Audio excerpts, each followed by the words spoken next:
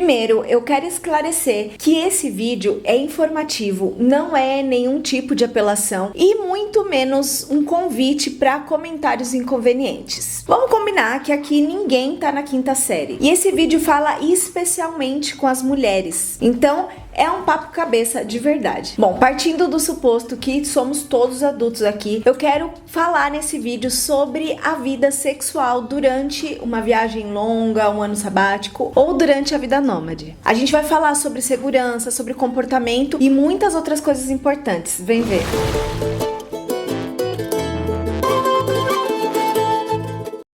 Fala, viajante, eu sou a Aline do blog Uma Sul-Americana e já levo 8 anos de vida mochileira, então eu tenho uma vida sexual ativa durante a viagem e acho muito importante ter esse tipo de conversa num vídeo como esse, especialmente falando com mulheres. A primeira coisa muito importante é sempre tenha camisinha com você. E especialmente se você é mulher. Chegou num país novo, já aprende logo como fala a camisinha no idioma ou na gíria local e tenha um pacote sempre, sempre, sempre com você. É muito normal a gente se envolver com caras que não gostam de usar camisinha e aí eles sempre fazem um de que eu não tenho, mas vamos assim mesmo, não, então tenha você, eu tenho, não tem nenhum problema. E pode parecer uma conversa de quando a gente tinha 14 anos, mas a verdade é que muita gente adulta continua se relacionando sem usar camisinha. E além de poder contrair e contaminar com doenças sexualmente transmissíveis, existe um alto risco de gravidez. Você pode acabar engravidando no meio da sua viagem e pior, de uma pessoa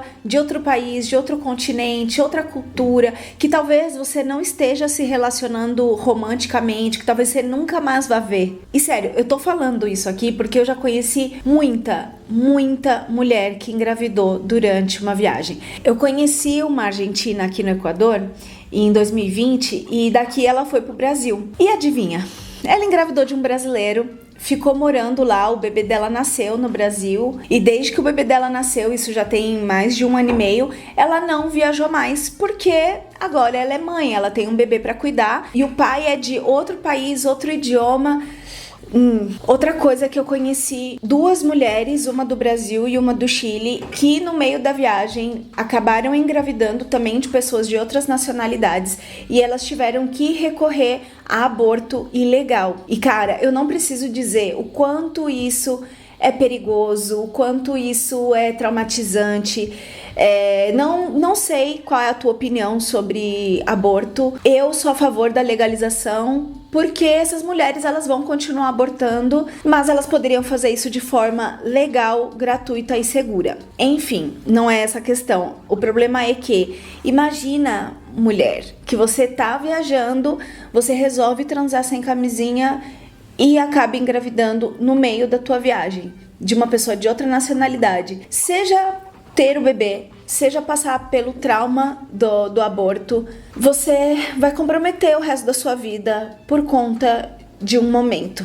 Então, tenha camisinha sempre e não aceite transar sem camisinha. Segunda coisa, e se rolar um clima enquanto você tá hospedada num quarto compartilhado?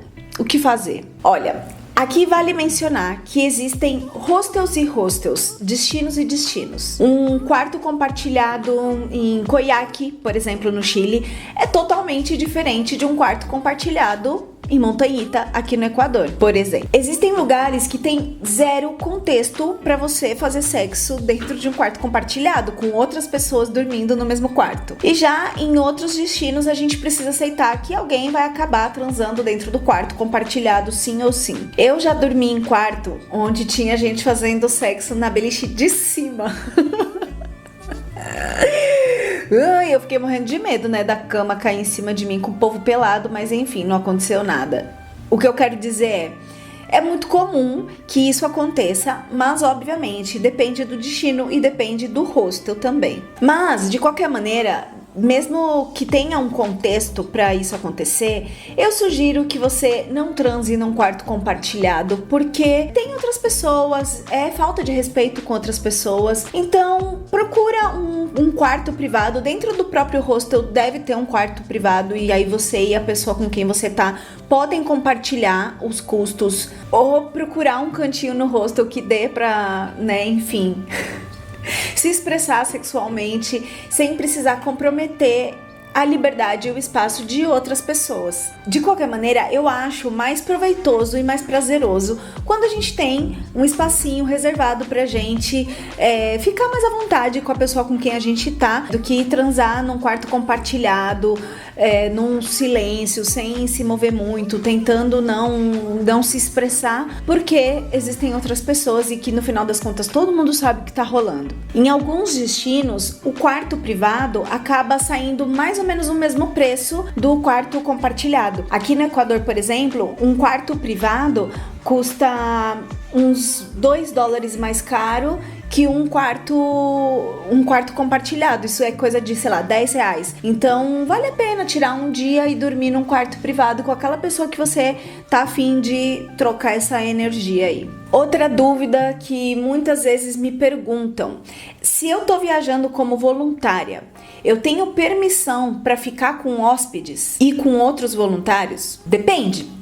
No meu primeiro voluntariado, em 2019, eu tava em Valparaíso, no Chile. E uma regra que tinha era que voluntários e hóspedes não podiam se relacionar. Bom, se você não entende o que é isso de voluntariado, é assim: você, como viajante, se voluntaria em hostels ou projetos ecológicos, de projetos sociais também, para trabalhar em troca de hospedagem e outros benefícios durante a sua viagem, e assim você economiza uma grana. Aqui no canal tem um vídeo completo explicando o que é isso. Vou deixar o link aqui para você clicar e entender mais se você se interessou pelo assunto. Mas voltando, então em Valparaíso era uma regra que voluntários e voluntárias não podiam se envolver com hóspedes. E isso virou regra depois que uma voluntária irlandesa, ela chegou num dia, no outro dia ela acabou se envolvendo com um hóspede da Alemanha, e eles foram pegos num quarto privado,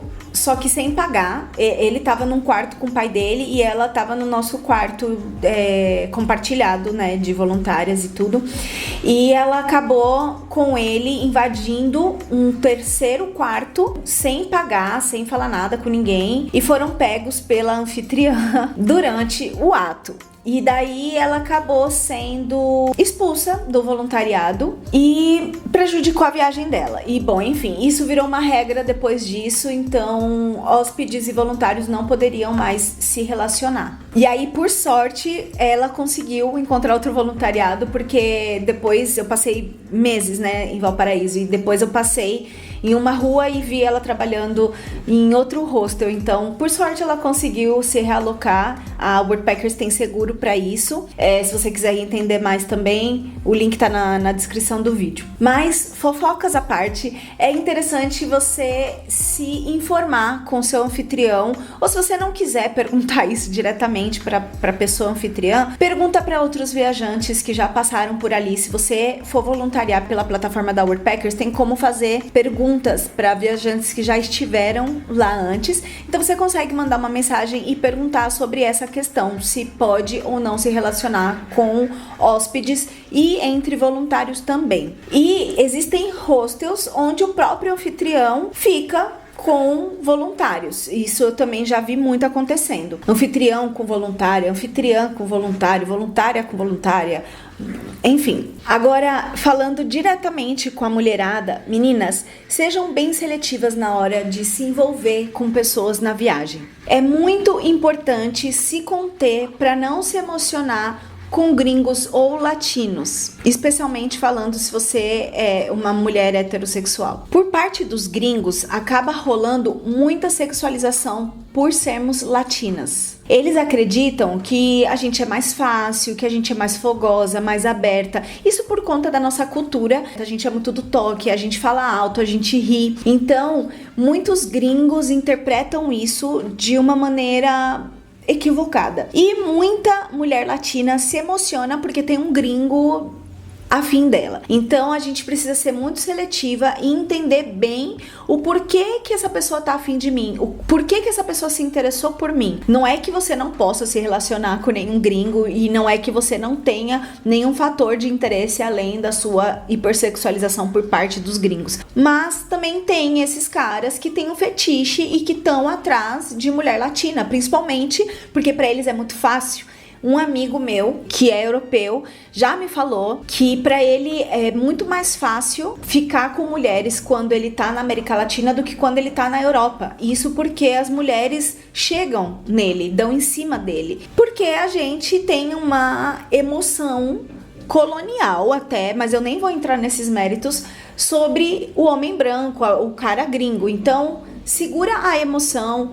Entende por que você tá afim desse cara e por que esse cara tá afim de você antes de qualquer coisa. E já por parte dos latinos, a mulher brasileira é hipersexualizada. Entre as mulheres da América Latina, a colombiana, a venezuelana e a brasileira são as mais sexualizadas. Então, quando você for se envolver com homens latinos de outros países, né, da América Latina, também leva isso em consideração. O que esse cara tá interessado? Eu tô interessada nele? Porque senão a gente acaba reforçando estereótipos e a relação não vai ser tão legal, até porque se o cara tá esperando um comportamento determinado da sua parte, porque você é brasileira e chega nesse momento, né, de transar, você não corresponde, vai ser frustrante pra ele, vai ser frustrante pra você, porque você vai notar a frustração. Então vamos evitar frustrações e se relacionar de verdade com alguém que esteja interessado em quem a gente é, pelo que a gente é, e não só porque a gente nasceu em determinada região do mundo. É nossa responsabilidade, enquanto mulheres viajantes, ter isso em conta, se proteger emocionalmente e sexualmente também, e lutar contra esses estereótipos. E de verdade, assim, às vezes eu tô conversando com uma pessoa em espanhol, e aí quando eu digo que eu sou do Brasil, o comportamento muda, é muito perceptível. A pessoa já me toca mais, a cara da pessoa é tipo, uau, que surpresa, meu Deus, eu estou diante de uma brasileira que tem a minha oportunidade. Então, eu já notei isso muitas vezes, sabe? Eu falo por experiência, já me envolvi com pessoas que estavam interessadas em mim pelo fato de eu ser brasileira ou pelo fato de eu ser latina, e não foram experiências positivas. Por isso eu tô falando aqui, não é tipo, tô falando da boca pra fora, eu tô falando por experiência própria, que é uma situação muito chata, é muito frustrante. Então bora evitar isso. Tinder na viagem. Eu sei que esse é um aplicativo muito polêmico, tem quem ame, tem quem odeie, mas a verdade é que é um aplicativo muito útil quando a gente tá viajando sozinha. Eu já usei várias vezes para encontrar companhia para passear pela cidade, não necessariamente para transar com ninguém. O legal é que dá para conhecer bastante gente local e que vão acabar te levando para conhecer lugares que não são turísticos na cidade. Eu lembro que eu tava em Pucón, no Chile, e eu conheci um cara no Tinder e ele me levou até a base do vulcão Vila Rica. A gente viu o pôr do sol de lá. E eu nunca conseguiria ir sozinha, porque eu não tinha carro, ele tinha carro, ele me levou de carro. E não é um tour, não existe um passeio para ir à base do vulcão ver o pôr do sol. Então foi uma coisa diferente que eu fiz com uma pessoa local. E a gente nem trocou beijo, a gente não ficou, a gente só realmente se conheceu e foi ver o pôr do sol juntos. E também dá para você conhecer viajantes que estão também nessa mesma pegada de se conectar com outras pessoas. Eu conheci na Bolívia um uruguaio através do Tinder. A gente viajou durante toda a Bolívia juntos, a gente chegou até o Peru juntos, e ele viajava com um brasileiro que ele conheceu no Uruguai, e eu sou amiguíssima desse brasileiro até hoje. A gente, assim, ele é um dos meus melhores amigos. Então, através do Tinder, eu pude me conectar com esse menino do Uruguai, com esse menino do Brasil. A gente não fica, eu e o menino do Brasil, a gente é amigo mesmo. E eu e esse cara do Uruguai, a gente se relacionou por mais de um mês e hoje nós somos amigos também. Então, é um aplicativo massa quando você tá viajando. E uma dica interessante é que se você estiver em grandes cidades e for se conectar com pessoas pelo Tinder, não menciona que você é brasileira ou que você é estrangeira, não menciona que você é viajante, porque, enfim, por questões de segurança mesmo. Então, às vezes, é interessante guardar essa informação e às vezes é interessante expor essa informação, porque é interessante também, né, ser estrangeira, ser brasileira. Também, às vezes, a pessoa local não tá te sexualizando, mas ela também quer conhecer alguém que é diferente, alguém que vai trazer, não sei, uma experiência, uma conversa diferente do que ela tá acostumada. Então, é mais esse feeling mesmo de saber aonde você tá, o que você pode falar. A próxima dica não é só quando a gente tá viajando, mas também, especialmente, quando a gente tá viajando, que é, vai se encontrar com uma pessoa, marca em lugares públicos, nunca vá já entrando no carro da pessoa, ou então marcar encontros em lugares muito reservados, especialmente se a pessoa sabe que você é viajante. Muita gente acha que a gente tá viajando é porque a gente tem dinheiro, a gente é estrangeira, então a gente tem grana. Então, para evitar golpes ou inseguranças, quando você for marcar encontro com pessoas que você conheceu online, seja pelo Tinder ou por algum outro aplicativo, até pelo Instagram pode acontecer, sempre marque em lugares públicos como shoppings, praças, terminais de ônibus, enfim. Outra coisa, quando você vai se relacionar com uma pessoa durante a viagem, é muito importante ter em mente de que é uma relação de viagem. Ela pode não ser duradoura, pode ser que sim, pode ser que não, mas o caso é que muita gente se relaciona com apego. Eu me relacionava com muito apego antes, e isso acabou me prejudicando durante a minha viagem, porque esse cara do Uruguai mesmo, a gente acabou se envolvendo emocionalmente e eu me apeguei, eu me acostumei a viajar com ele, a gente fazia planos de vir para o Equador juntos, de ir para a Colômbia juntos. Quando a gente rompeu, e isso no Peru, eu fiquei muito perdida, porque e agora? O que eu faço? Como que eu faço isso sozinha de novo? Então eu meio que desaprendi a viajar sozinha, porque eu tava viajando com ele e com um amigo dele, né, esse brasileiro Lucas, e então eu me vi sozinha, e o que eu faço agora? Então, quando você vai se relacionar com uma pessoa durante a viagem, tenha isso em mente, de que é um período, eu vou compartilhar a minha viagem com essa pessoa durante esse período, e depois eu vou seguir a minha viagem, e a pessoa vai seguir a viagem dela, ou às vezes a pessoa é uma pessoa local, e aí você se envolve com ela e decide passar um tempo na cidade da pessoa, só que de repente você quer ir viajar, e muitas vezes a gente fica com esse sentimento de o que eu faço porque eu gosto dele, nanana. Cara, você está viajando, se relacionar com uma pessoa faz parte da sua viagem, então se você sente que em algum momento é hora de seguir, siga. Aqui no canal tem um vídeo inteirinho falando sobre amor nômade, se relacionar emocionalmente na viagem. Eu recomendo muito que você assista esse vídeo, tá muito legal. Ele foi baseado em caixinhas de perguntas, então as pessoas me fizeram perguntas e foi uma conversa sobre isso que tá bem interessante. O link tá aqui para você assistir depois de terminar esse vídeo aqui. Uma coisa muito importante é evitar transar quando você tá muito bêbada ou, enfim, sobre efeitos de outras substâncias. Evita, porque você pode acabar fazendo escolhas ou se colocando em situações que no dia seguinte vão te dar uma ressaca moral, vai rolar um arrependimento ou você não vai se lembrar. Então, evita beber muito, primeira coisa, né? Evita ficar muito bêbada, principalmente se você tá sozinha. Se você tá com um grupo de amigos, sempre vai ter alguém que vai te cuidar. Beleza, se você gosta de beber muito, mas especialmente se você tá viajando sozinha, evita beber muito pra se proteger as suas coisas e também pra você ter escolhas conscientes e escolher, eu quero transar com esta pessoa hoje, não simplesmente aconteceu, no dia seguinte você acorda, tá numa casa e fala: caramba, como que eu vim parar aqui? Isso pode acontecer. E isso pode te dar uma bad na viagem, pode ser inseguro também. Eu tenho um amigo que ele tava ficando com uma gringa em Montanhita e eles foram pra praia transar. Depois, no dia seguinte, ele chegou contando que roubaram eles. Ele não tinha nada, mas a menina levaram a pochete dela e dentro da pochete tinha o passaporte, dinheiro, cartão, o celular. Então a menina ficou no meio da viagem dela, estrangeira, mal fala espanhol. Ela ficou no meio da viagem dela, sem documento, sem comunicação, sem dinheiro. Sorte que ela estava viajando com uma amiga, então essa amiga conseguiu meio que ir bancando ela até que as coisas se resolvessem, mas ela já não tinha mais passaporte.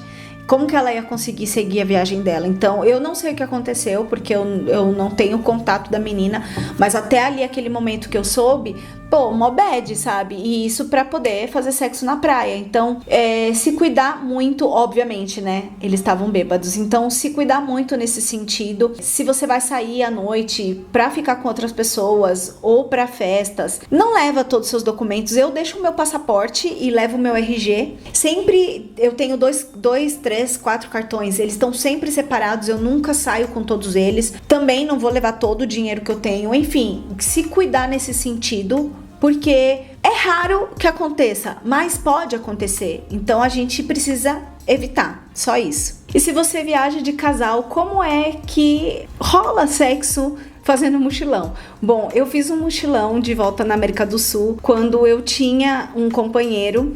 E essa parte era um pouco complicada, porque da mesma maneira a gente tá em quarto compartilhado, não tem grana pra ficar em quarto privado sempre.